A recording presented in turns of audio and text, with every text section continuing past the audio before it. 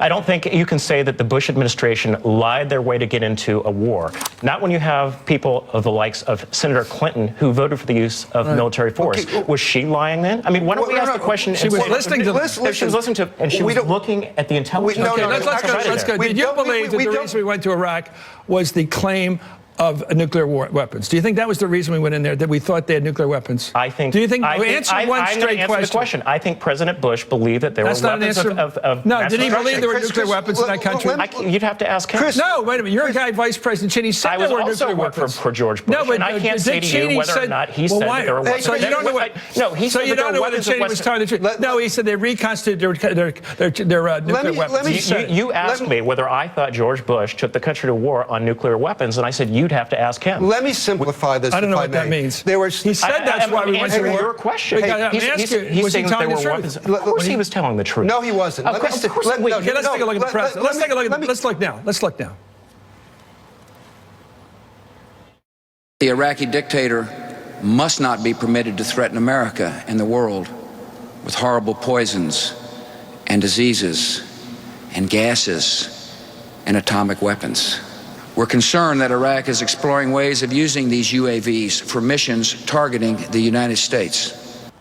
So he has the weapons and he has the delivery system. You're saying he didn't think that was the truth? Of course he said it. But wait a second. Of course he believes that's the truth. That's why he went to the United Nations. Was it the truth? That's what he believed to be true. Chris, that's what our intelligence agencies believe to be true. This is not about what George W. Bush believed.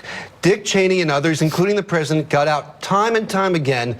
They made statements that were not based on failed intelligence, they were based on nothing. A good example is when Dick Cheney got out there and said Iraq has aluminum tubes that they can using for a nuclear weapon program. That wasn't bad intelligence.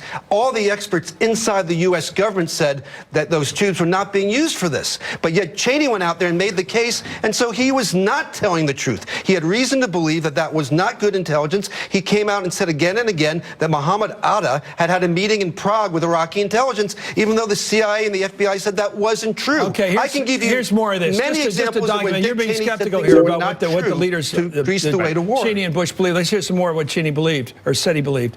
In March of 2003, right before Vice President Dick Cheney said that Saddam Hussein had reconstituted its nuclear weapons. We know he's been absolutely devoted to trying to acquire nuclear weapons, and we believe he has, in fact, reconstituted nuclear weapons.